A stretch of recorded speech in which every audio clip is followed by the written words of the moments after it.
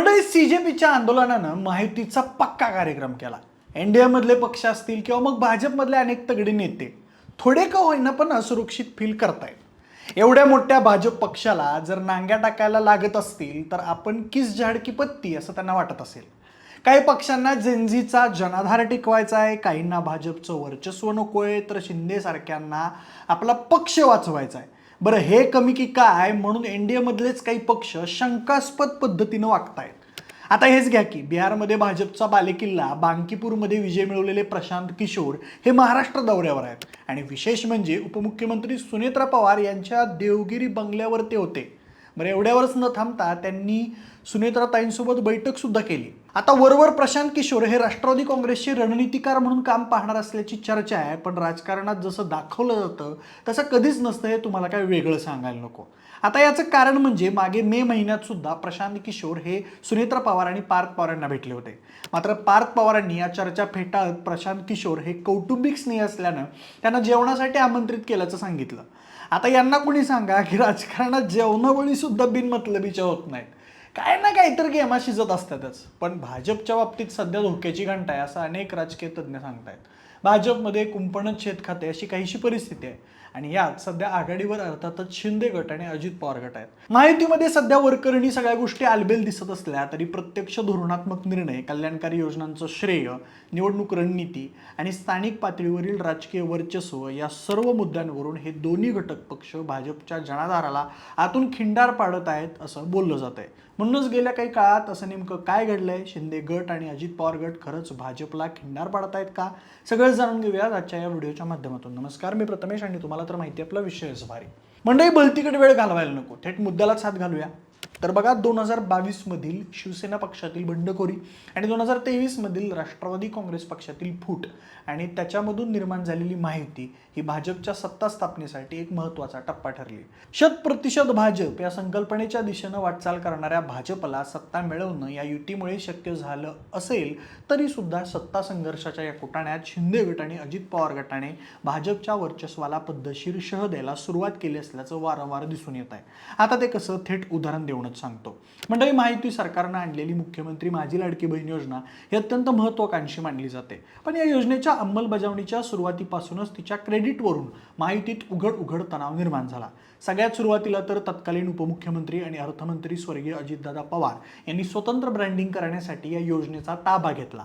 विधानसभा निवडणुकीवेळी राष्ट्रवादी काँग्रेसच्या प्रचार जाहिरातींमध्ये मुख्यमंत्री माझी लाडकी बहीण या योजनेच्या अधिकृत नावातून मुख्यमंत्री हा शब्द वगळून केवळ माझी लाडकी बहीण योजना, दादाचा वादा आणि अजितदादांची लाडकी बहीण योजना अशा स्वरूपात प्रचार करण्यात आलेला पाहण्यात आला.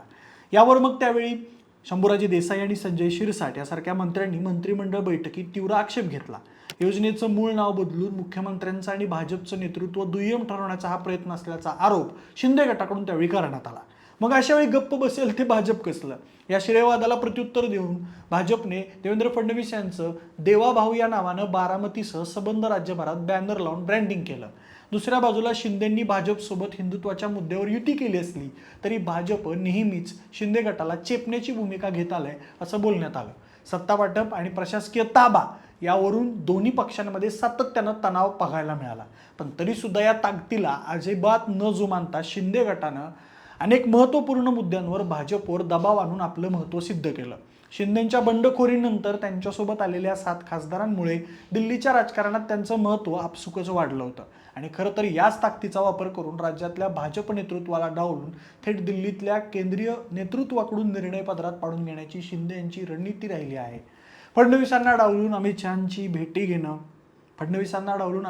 भेटी घेणं हा त्याचाच एक भाग.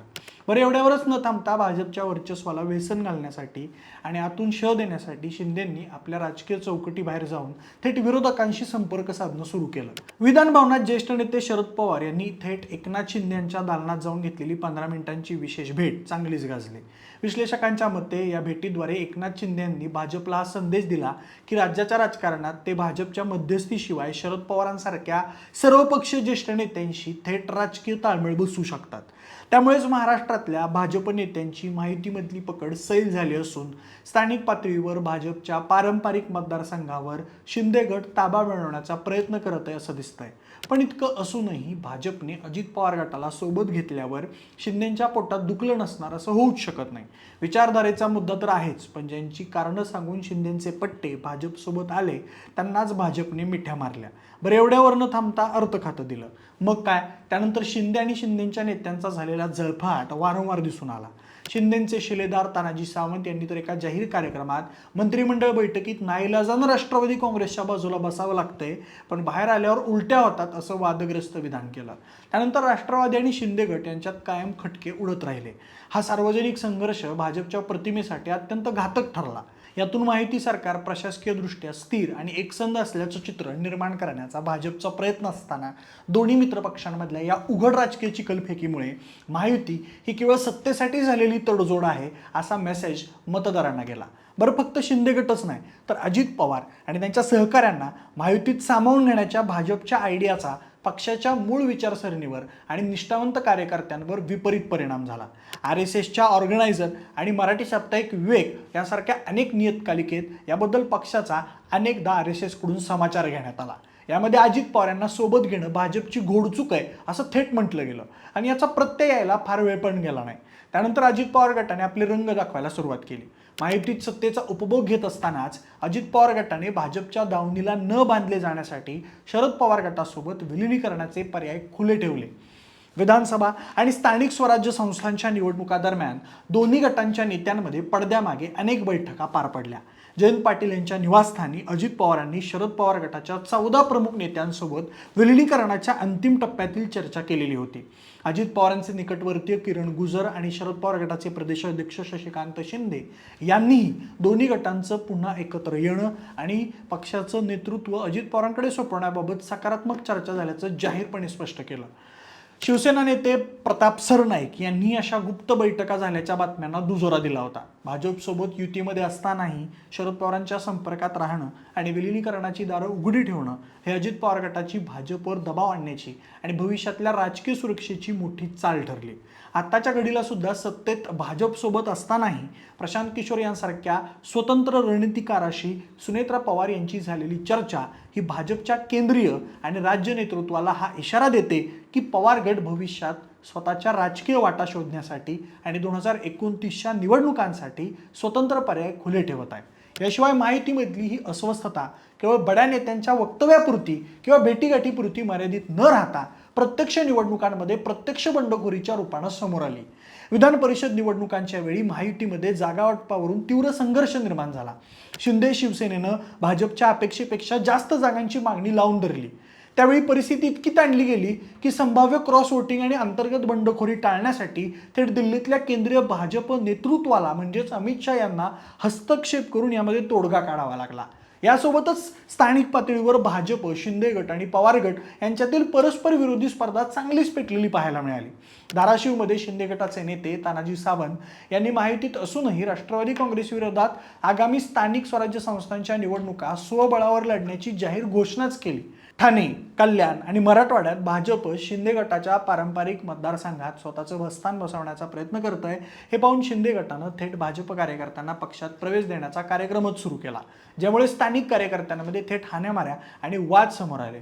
एकूणच शिंदे गट आणि अजित पवार गट यांनी भाजपसोबत सत्ता स्थापन केली असली तरी या दोन्ही प्रादेशिक पक्षांनी भाजपच्या एकतर्फी वर्चस्वाला भगदाड पाडण्याचं काम सुरू केलंय. सुनेत्रा पवार यांची प्रशांत किशोर यांच्याशी झालेली चर्चा ही स्पष्ट करते की पवार गट भाजपच्या जीवावर नसून त्यांनी स्वतःचा स्वतंत्र कार्यक्रम सुरू केलाय. दुसरीकडे एकनाथ शिंदे यांनी दिल्लीतील केंद्रीय नेतृत्वाशी थेट संपर्क ठेवून आणि स्थानिक पातळीवर भाजप कार्यकर्ते आणि जागांवर ताबा मिळवून भाजपच्या राज्य नेतृत्वाला घाम फोडलाय. बरं, दुसऱ्या बाजूला एवढं होऊनही भाजपला सत्ता टिकवण्यासाठी या दोन्ही पक्षांच्या अटी मान्य करत त्यांची मनधरणीच करावी लागत आहे, ज्यामुळे पक्षाचा मूळ विचार, केडरचा उत्साह ढासळलाय. महायुतीतला हा अंतर्गत संघर्ष भाजपला आतून पोखरत असून भविष्यातील राजकीय समीकरणांमध्ये भाजपची पकड कमकुवत करण्याचं काम करत आहे. पण तुम्हाला नेमकं काय वाटतंय? शिंदे गट आणि अजित पवार गट भाजपच्या एकहाती वर्चस्वाला खरंच आतून पोखरतोय का? माहितीमधल्या मोठ्या भावाचा ठरवून कार्यक्रम केला जातोय का?